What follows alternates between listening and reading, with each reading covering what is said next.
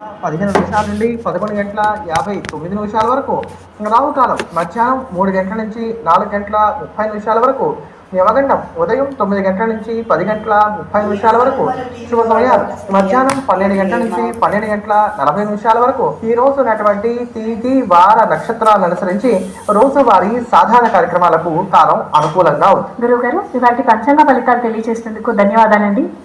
ఈ రోజంతా విజయవంతం అవడానికి ఏం చేయాలో తెలియజేస్తారా?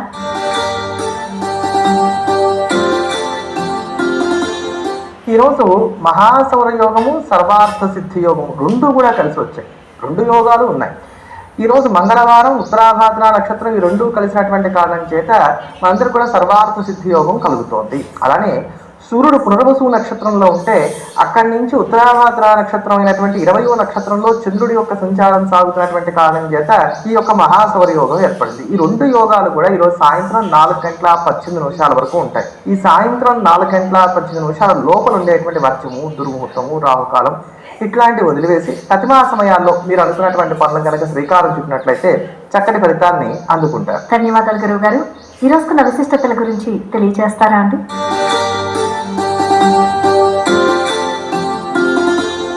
సప్తమి తిథి కలిగినటువంటి ఈ రోజున సూర్యుని గనక పూజించినట్లయితే మనందరం కూడా తేజస్వంతులం అవుతామని చెప్పని భవిష్య పురాణం అందరికి కూడా తెలియజేస్తోంది. అలానే ఉత్తరాభాద్ర నక్షత్రం కలిగినటువంటి ఈ రోజున ఆయుర్భృజుణ్ణి అంటే ఈశ్వరుని గనక పూజించినట్లయితే కనుక ప్రశాంతత లభిస్తుంది అనేటువంటి మాట కూడా ఇదే పురాణం అందరికి కూడా తెలియజేస్తోంది. అలానే శివ ధర్మ పురాణాన్ని అనుసరించి రాత్రి వేళ ఏ రోజు అష్టమి గడియలు ఉంటాయో ఆ రోజు పగటి నుంచి కూడా నక్త వ్రతాన్ని పాటిస్తూ సాయంకాలం వేళ శివారాధన చేసినట్లయితే కనుక కైలాస ప్రాప్తి కలుగుతుంటారు. అందుకని చెప్పని ఈ రోజు ఎవరైతే కనుక ఉపవసించి పరమేశ్వరుని సకలోపచారములతో కూడా పూజిస్తారో, కాలభైరవాష్టకాన్ని పఠిస్తారో, కాలభైరవుడికి ప్రతిపాత్రమైనటువంటి ఆయన వాహనమైనటువంటి కుక్కకు ఆహారాన్ని అందిస్తారో వీరందరికీ కూడా దుర్గతులు తొలగి సద్గతులు కలగడానికి ఆస్కారం ఉంటుంది కనుక ఈరోజు యథాశక్తిగా శివారాధన చేయడం అనేది మనందరి యొక్క కర్తవ్యము. ఇవాటి దిన ఫలితాలు, పరిహారాల గురించి తెలియజేస్తారా అండి? ముందుగా మేషరాశి.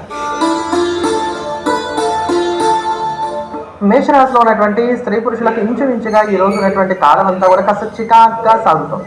అవుతాయి అనుకున్నటువంటి పనులేమో కావు, కావు అనుకున్నటువంటి పనులేమో అవుతాయి. అంటే ఏం జరుగుతోంది, ఏం జరగట్లేదు అనేది ఊహించడం అనేది కొంచెం కష్టసాధ్యంగా ఉంటుంది ఈ రోజు అని చెప్పుకోవచ్చు.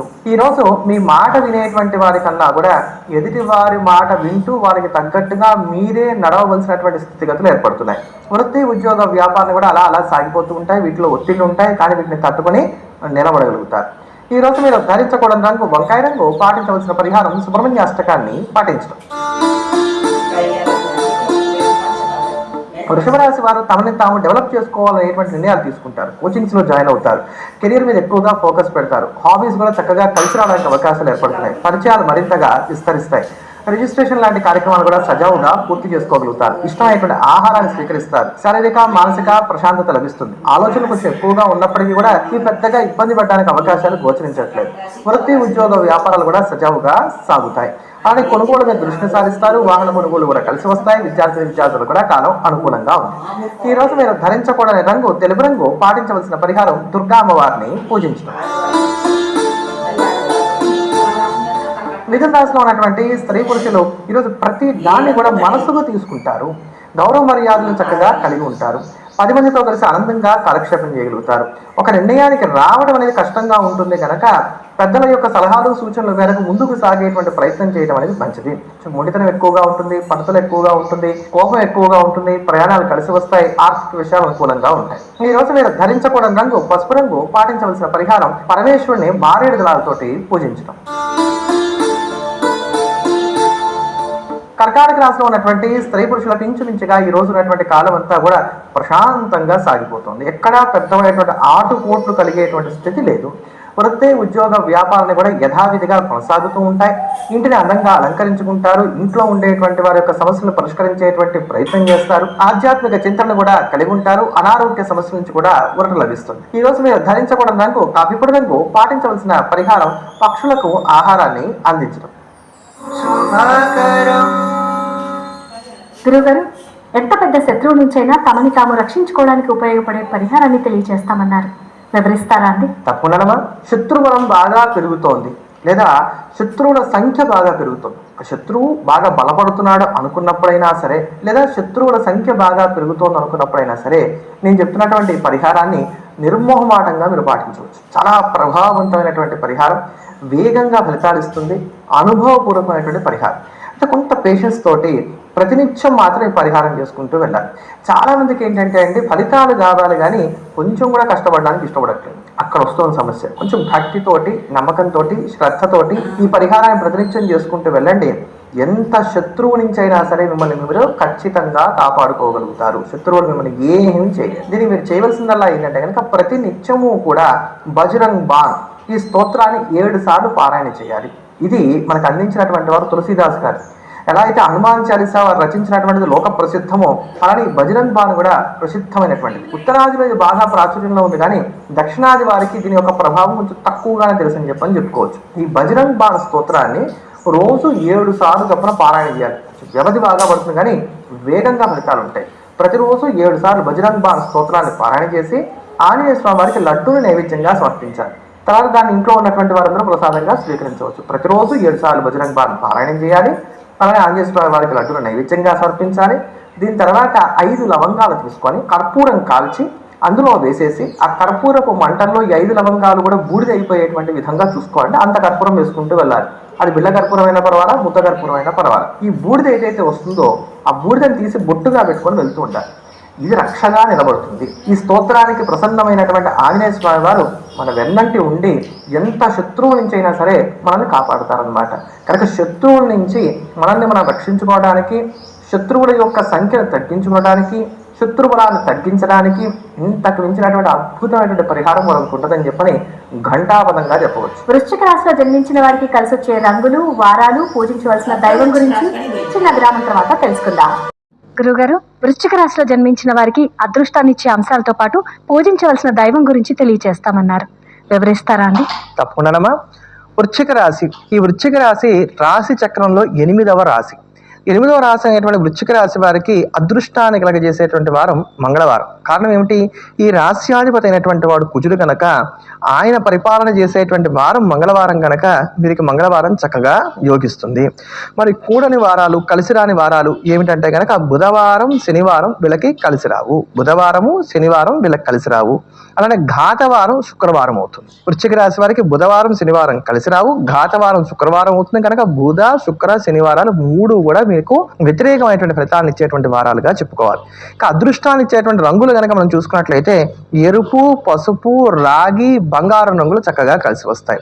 రెడ్ ఒకటి, ఎల్లో ఒకటి, అలానే రాగి రంగు ఒకటి, గోల్డ్ కలర్ ఒకటి, ఇవేవైతున్నాయో చక్కగా కలిసి వస్తాయి. ఎరుపు, పసుపు, రాగి, బంగారం. మరి కలిసి రాని అన్లక్కీ కలర్స్ ఏమిటి అంటే కనుక నలుపు, నీలం, బ్లాక్ ఒకటి, బ్లూ ఒకటి. వీటిని అయినంత వరకు కూడా అవాయిడ్ చేస్తూ ఉంటాం అనేది మీకు మంచిదని చెప్పుకోవాలి. ఆహారంలో తీసుకోవాల్సిన జాగ్రత్త అంటే ఆహారంలో ఎటువంటి పదార్థాలు దూరంగా పెట్టాలంటే గనక ఇది విన్నాక ఇంతకన్నా దూరం పెట్టడానికి అసలు ఏ ఉంటాయని కూడా మీరు నన్ను అడుగుతారు. నూనె, ఉప్పు, వీటితో పాటు తీపి, వీటిని తక్కువగా తీసుకోవాలన్నమాట. నూనె పదార్థాలు మీకు మేలు చేయవు. ఉప్పగా ఉండేటువంటి, ఉప్పు ఎక్కువ వేసినటువంటి, ఉప్పుతో ఊరబెట్టినటువంటివి మీకు కలిసి రావు. అలానే తీపి పదార్థాలు కూడా మీకు ఉపకరించవు. ఇవన్నీ కూడా ఆరోగ్యానికి మీకు బాగా హాని చేసేటువంటివి కనుక వీటి విషయంలో జాగ్రత్తగా ఉండాలి. ముఖ్యంగా వృశ్చిక రాశి వారికి ఏంటంటే అండి ఆరోగ్యం మీద పెద్దగా శ్రద్ధ ఉండదు. మీరు ఎంతసేపు కూడా కడుపు నింపేవారు అవుతారే కదా తప్ప కడుపారా తినేటువంటి వారు అవరు. అందుకని ఆరోగ్య విషయంలో ప్రత్యేకమైనటువంటి శ్రద్ధ కనుక కనబరచకపోతే ఇబ్బంది పడతారు. అలానే ఘాత మాసం కనుక చూసుకున్నట్లయితే ఆశ్వయుజ మాసం మీకు ఘాత మాసం అవుతుంది. ఘాత తిథి దశమి తిథి అవుతుంది. లక్కీ నెంబర్ మీకు 9. అదృష్టాన్ని ఇచ్చేటువంటి సంఖ్య 9. ఇంకా ఏ దైవాన్ని పూజించినట్లయితే మరింత మెరుగైనటువంటి ఫలితాలు మేము పొందగలుగుతామని చెప్పి మీరు అడిగితే సుబ్రహ్మణ్యేశ్వరుడు మీకు అదృష్టాన్ని ఇచ్చేటువంటి దైవం కనుక ప్రతినిత్యం సుబ్రహ్మణ్య ఆరాధన చేయటం అనేది ఉత్తమమైన ఫలితాన్ని కలగజేస్తుంది. తదుపరి రాశుల యొక్క ఫలితాల గురించి వివరిస్తారా? తదుపరి సింహరాశి.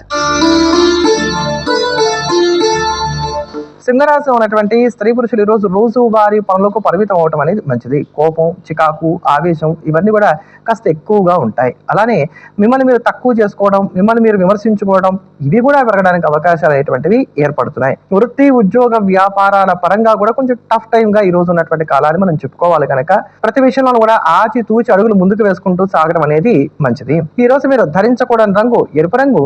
పాటించవలసిన పరిహారం నవగ్రహ స్తోత్రాన్ని, దుర్గా ఆపదోద్ధారక స్తోత్రాన్ని పాటించడం. కన్యా రాశిలో ఉన్నటువంటి స్త్రీ పురుషులది ఈరోజు ఒక విచిత్రమైనటువంటి స్థితి ఉంటుంది. అంటే జీవిత భాగస్వామితో మెలిగేటప్పుడు ఏం చేస్తారంటే, నేను కరెక్ట్, నా మాట విను, నువ్వు బాగుంటావు, ఇలా ధోరణి సాగడానికి అవకాశం ఏర్పడుతుంది అనమాట. ఒకవేళ బయటికి వెళ్దాం అనుకున్నారు, వెళ్దాం, తప్పకుండా వెళ్దాం, కానీ నేను చెప్పిన చోటకి వెళ్దాం, ఇలా ఉంటుంది. దేన్ని కాదనరు, కానీ వాళ్ళ ఇష్టానికే ప్రాముఖ్యతనిచ్చేటువంటి విధంగా ఎదుటివారిని మలిచేటువంటి ప్రయత్నం చేస్తారనమాట. ఇష్టమైనటువంటి ఆహారాన్ని స్వీకరించగలుగుతారు, ఎదుటివారితో చాకచక్యంగా వ్యవహరిస్తారు, వృత్తి ఉద్యోగ వ్యాపారాన్ని కూడా అనుకూలంగా సాగించుకుంటారు. ఈ రోజు మీరు ధరించకూడని రంగు నలుపు రంగు. పాటించవలసిన పరిహారం వెంకటేశ్వర కరావలంబ స్తోత్రాన్ని పాటించడం. తులారాశిలో ఉన్నటువంటి స్త్రీ పురుషులకి ఈరోజు ఆర్థిక విషయాలు అనుకూలంగా ఉన్నాయి. ఎదుటి వారితో లౌక్యంగా వ్యవహరించగలుగుతారు. ఇంటి విషయాలు కూడా సానుకూలంగా కొనసాగుతున్నాయని చెప్పుకోవచ్చు. ఈ రోజు కాస్త ఖర్చులు పెరుగుతాయి, కానీ ఇవన్నీ కూడా ఉపయోగపడేటువంటి ఖర్చులుగా ఉంటాయని చెప్పని చెప్పుకోవచ్చు. ఈ రోజు మీరు ధరించకూడని రంగు ఆరెంజ్ కలర్. పాటించవలసిన పరిహారం అర్జునకృత దుర్గా స్తోత్రాన్ని పాటించడం. వృశ్చిక రాశిలో ఉన్నటువంటి స్త్రీ పురుషులకు కొంచెం కోపం ఎక్కువగా ఉంటుంది. ప్రధానంలో చికాకు అనేటువంటిది ఎక్కువగా ఉంటూ ఉంటుంది. అలానే సౌమ్యంగా ప్రవర్తిస్తున్నామని మీరు అనుకుంటారు, కానీ ఎదుటివారు మాత్రం మీరు కొంచెం గట్టిగా మాట్లాడుతున్నారు అనుకునేటువంటి విధంగా వాళ్ళ తీరు సాగుతూ ఉంటుంది. అది వారిదే కరెక్ట్ అవుతుంది. ఈరోజు తప్పులు అయినంత వరకు మీ వైపు నుంచి సాగడానికి అవకాశాలు ఎక్కువగా ఏర్పడుతున్నాయి కనుక తగు జాగ్రత్తలు పాటించుకోవాలి. అంటే మీ ఆలోచన ఎలా ఉంటుందంటే, ఆ రోజు నీకు సహాయం చేశాగా, ఇవాళ నువ్వు నాకు ఎందుకు చేయవు అంటే అది ఇష్టం, మీరు చేశారు, అది మీ ఇష్టం. కనుక ఇటువంటి విషయాల్లో జాగ్రత్తలు పాటించుకోవాలి. అప్పివ్వడం, తీసుకోవడం, తాకట్లు పెట్టడం, ఇటువంటి వాటికి దూరంగా ఉండాలి. ఆరోగ్యపరమైనటువంటి విషయాల్లో కీలకమైనటువంటి నిర్ణయాలు తీసుకునేటువంటి ముందు సెకండ్ ఒపీనియన్కి వెళ్ళేటువంటి ప్రయత్నం చేయడం కూడా మంచిది. పెద్దవాళ్ళతో ఈ రోజున మానసిక స్పర్ధలు ఎక్కువగా ఉండడానికి అవకాశాలు కూడా ఏర్పడుతున్నాయి. ప్రయాణాల్లో కూడా అసౌకర్యాలు కాస్త ఎక్కువగా ఉంటాయి. ఈ రోజు మీరు ధరించకూడని రంగు గులాబీ రంగు. పాటించవలసిన పరిహారం అర్జునకృత దుర్గా స్తోత్రాన్ని పాటించడం. ధనవంతులు అవ్వడంతో పాటు పితృదోషాలు, అనారోగ్య సమస్యలు తొలగిపోవడానికి ఏ వృక్షాన్ని పెంచి పోషించాలో విరామం తర్వాత తెలుసుకుందాం. గురుగారు, ధనవంతులు అవ్వడానికి, అనారోగ్య సమస్యలు, పితృదోషాలు తొలగిపోవడానికి ఏ వృక్షాన్ని పెంచి పోషించాలో తెలియజేస్తామన్నారు. వివరిస్తారా అండి? తప్పకుండానమ్మా. మూడింటికి కలిపి ఒకే చెట్టు.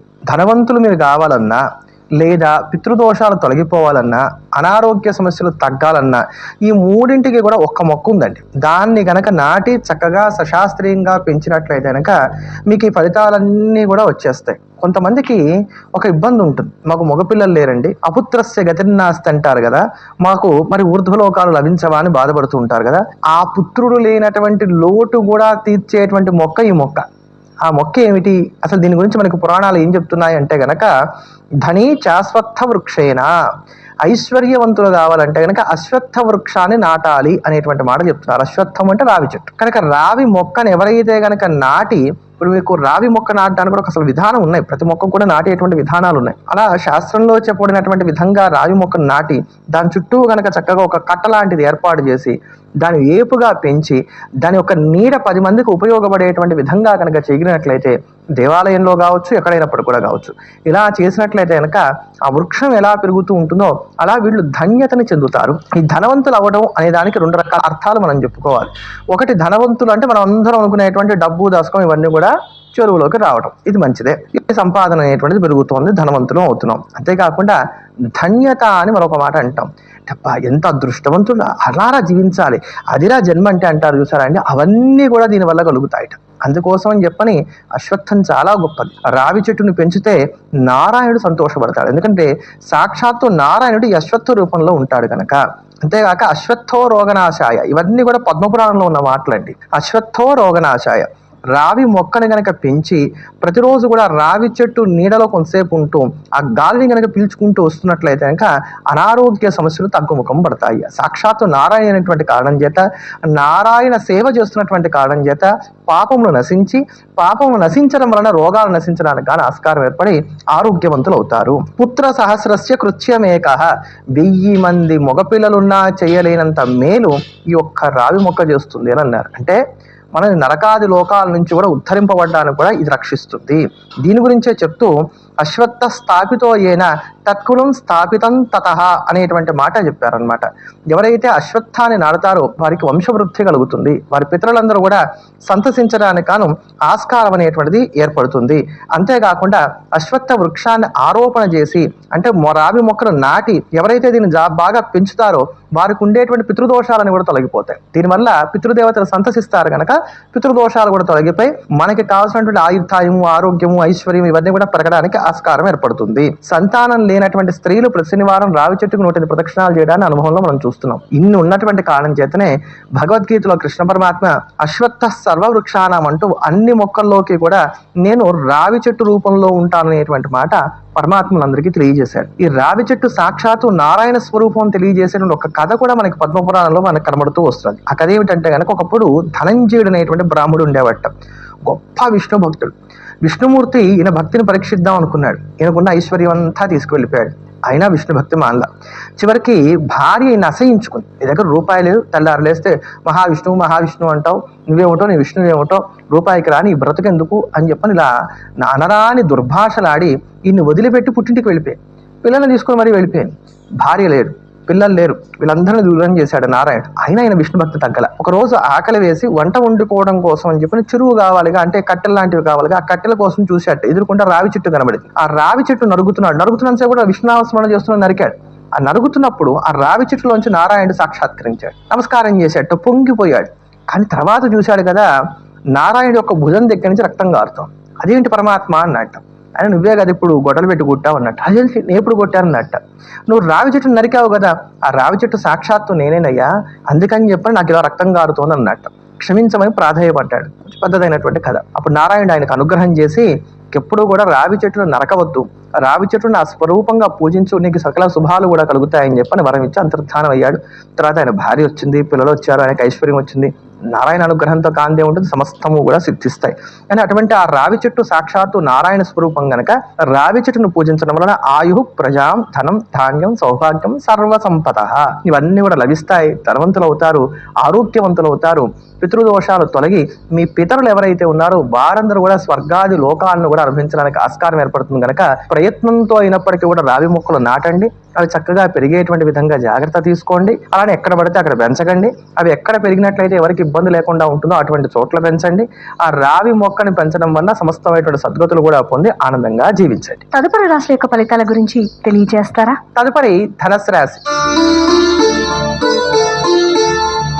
ధనుసు రాశిలో ఉన్నటువంటి స్త్రీ పురుషులు ఈరోజు నిరుత్సాహాన్ని దరిచేరనివ్వకుండా తగు జాగ్రత్తలు పాటించుకోవాలి. ఏమిటో ఈ జీవితం ఎందుకు పెట్టాడో, దేవుడు పొద్దున్న లేవాలి, తినాలి, సంపాదించుకోవాలి, ఇట్లా బోర్గా ఫీల్ అవుతారు, రొటీన్గా ఫీల్ అవుతారు.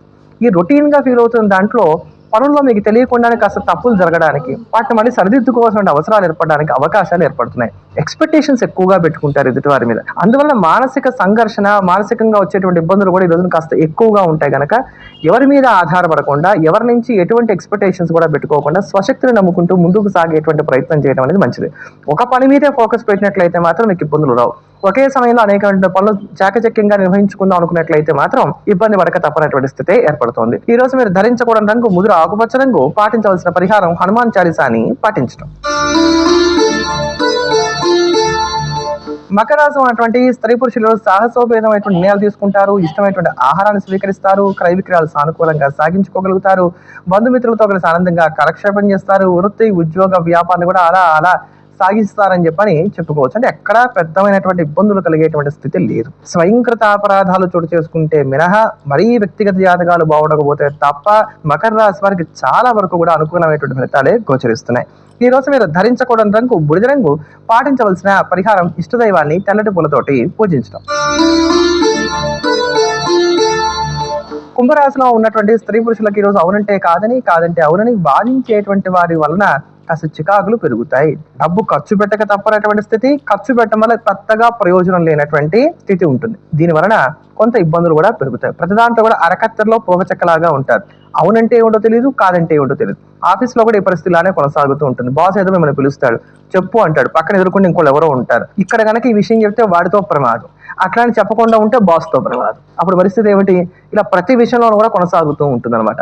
ఆర్థిక పరమైనటువంటి విషయాలతో పాటుగా ఈ రోజున మీకు అనారోగ్య సమస్యలు కూడా కొంచెం చికాకు పెట్టడానికి అవకాశాలు అనేటువంటివి ఏర్పడుతున్నాయి. ఈ రోజు మీరు ధరించకూడని రంగు నీలం రంగు. పాటించవలసిన పరిహారం లక్ష్మీ కవచ స్తోత్రాన్ని పాటించడం.